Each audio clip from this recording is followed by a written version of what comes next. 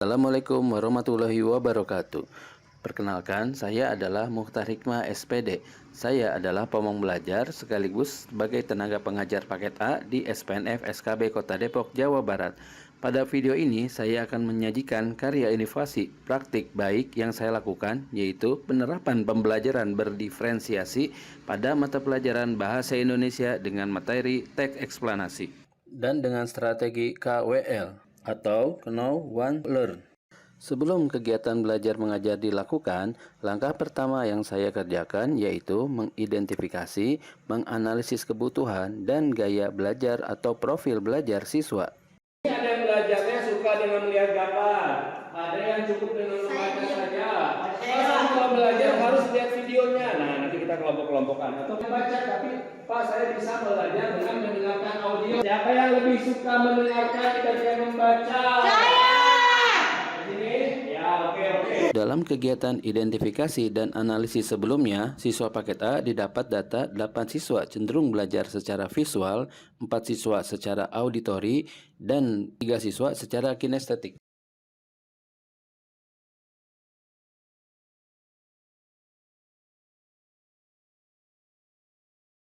Assalamualaikum warahmatullahi wabarakatuh. Waalaikumsalam warahmatullahi wabarakatuh. Kabar anak-anak?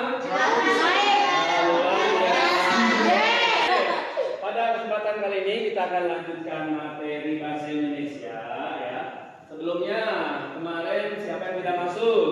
Adit ya kemarin tidak masuk kenapa? Sakit ya? Ada dulu ya. Alhamdulillah. Oke, semua sudah masuk ya.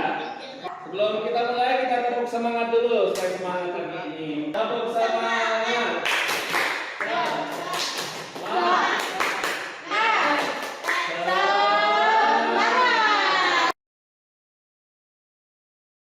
Pada kesempatan kali ini kita akan lanjutkan lagi materi bahasa Indonesia-nya ya, modul 11. Sudah baca belum modulnya di rumah? Sudah ya, sudah modulnya.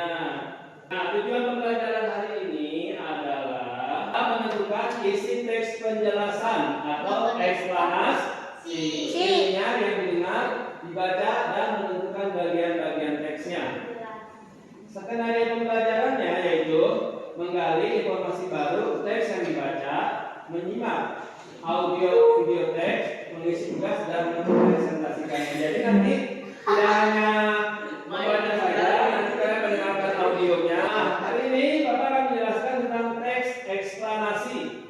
Pernahkah Anda melihat atau mendengar kegiatan banjir, gempa, longsor, atau tsunami? Pernah nggak baca tentang banjir? Pernah.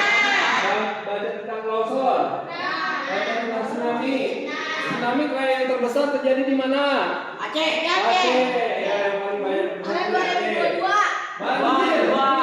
Banjir. Di Jakarta. Sekolah mana tuh? PS ya. Kalian kan bisa baca, biasanya bacanya di mana? Di HP ya? Di HP atau di buku atau di koran ya, seperti itu. Nah, ada belajar bahasa Indonesia kali ini kita akan membahas tentang teks eksplanasi itu apa sih? Gitu ya. Kita akan membahas mengenai ciri-ciri teks eksplanasi. Untuk lebih jelasnya, kita lihat bacaan yang disediakan. Terjadinya banjir. Oke, kita baca bersama-sama ya. Bapak akan dengarkan, tampilkan file audionya ya. Terjadinya banjir. Peristiwa yang terjadi ketika aliran air yang berlebihan berdaratan. Biasanya banjir akan diting secara mendadak dan mengalir deras sehingga mengganggukan benda-benda. Banjir bisa mengakibatkan beragam masalah seperti ekonomi, aliran sungai menjadi tidak lancar. Oke, tadi sudah dibaca teks eksplanasinya. Sudah. Judulnya apa tadi? Banjir. Ada yang tahu tidak di teks tadi ada proses terjadinya banjir tidak? Ada. Ada sebabnya tidak kenapa terjadi banjir? Ada. Ada akibatnya tidak terjadi banjir? Yang baca itu adalah teks eksplanasi. Ada ciri-cirinya tadi. Apa sifat teks eksplanasi itu nih? Teks eksplanasi adalah teks yang dibuat untuk menjadikan atau untuk menjelaskan proses terjadinya suatu fenomena atau peristiwa, baik fenomena alam maupun sosial secara ilmiah. Oke, siapa yang mau menyebutkan apa itu teks eksplanasi? Eksplanasi adalah teks yang dibuat untuk menjelaskan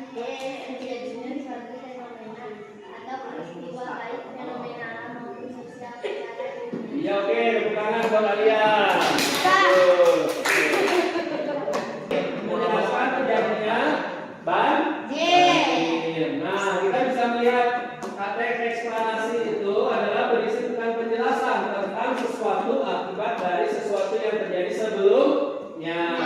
Tidak akan terjadi banjir jika sampah tidak dibuang ke sungai. Atau sungai menjadi dan siapa yang masih ingat tadi ada berapa paragraf? Saya. Coba apa berapa? Empat ya betul. Ada empat. Nah, ini teks eksplanasi itu terdiri dari ada 3 bagian ya. Ada pernyataan umum atau pembuka. Lalu deretan penjelas adalah inti penjelasan tentang isi teks eksplanasi.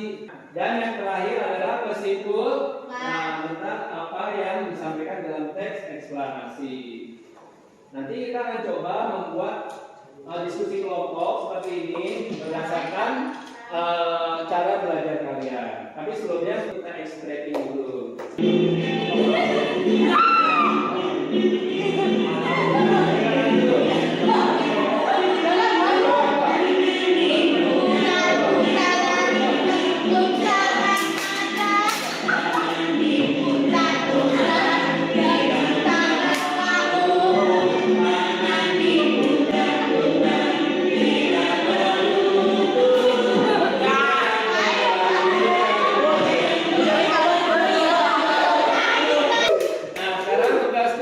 Bapak bagi 3 kelompok. Tangan diputar-putar.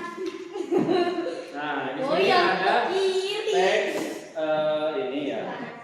Teks eksklamasi. Ada terjadinya gempa bumi, hujan asam dan tsunami.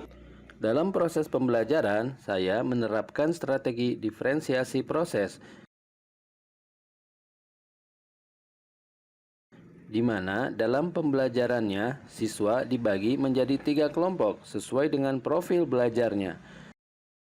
Ada kelompok siswa secara visual sebanyak 8 siswa. Ada kelompok siswa secara kinestetik sebanyak 3 siswa, di mana mereka lebih memilih tidak mengambil bacaan teks eksplanasi yang disiapkan, tetapi mencari sendiri sumber lain yaitu buku bacaan yang tersedia di pojok baca. Dan ada kelompok siswa secara auditori sebanyak 4 siswa,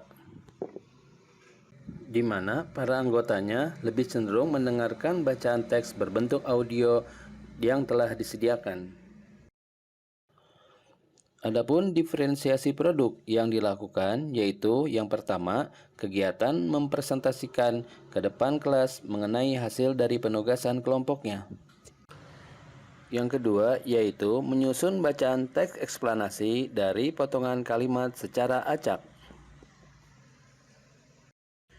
Yang ketiga, pada kelompok siswa kinestetik, mereka membuat peta kerangka pemikiran dari materi teks eksplanasi, di mana dengan dibuatnya peta kerangka pemikiran tersebut bisa dimanfaatkan untuk mempermudah siswa lain dalam memahami teks eksplanasi. Dan yang keempat, pembuatan vlog tentang teks eksplanasi. Teks eksplanasi itu teks yang menjelaskan proses terjadinya fenomena atau peristiwa. Kalau ada bacaan yang menjelaskan peristiwa yang terjadi karena akibat sesuatu itu bisa disebut teks eksplanasi. Ya, bisa. Itu masuk teks eksplanasi. Pada akhir kegiatan pembelajaran berdiferensiasi yang telah dilaksanakan, bisa kita refleksikan dan dapat ambil kesimpulan yaitu: yang pertama, pembelajaran berdiferensiasi merupakan salah satu metode pembelajaran yang tepat untuk siswa kesetaraan paket A. Yang kedua, pembelajaran berdiferensiasi merupakan salah satu problem solving pembelajaran di kelas. Yang ketiga, melalui pembelajaran berdiferensiasi, guru dapat menyesuaikan pembelajaran di kelas sesuai dengan kebutuhan belajar di setiap siswa. Dan yang terakhir, murid juga akan memperoleh pembelajaran yang bermakna karena mereka belajar sesuai dengan kesiapan, minat, dan profil belajarnya. Demikianlah karya inovasi pembelajaran berdiferensiasi yang telah saya lakukan. Sekian, Assalamualaikum warahmatullahi wabarakatuh.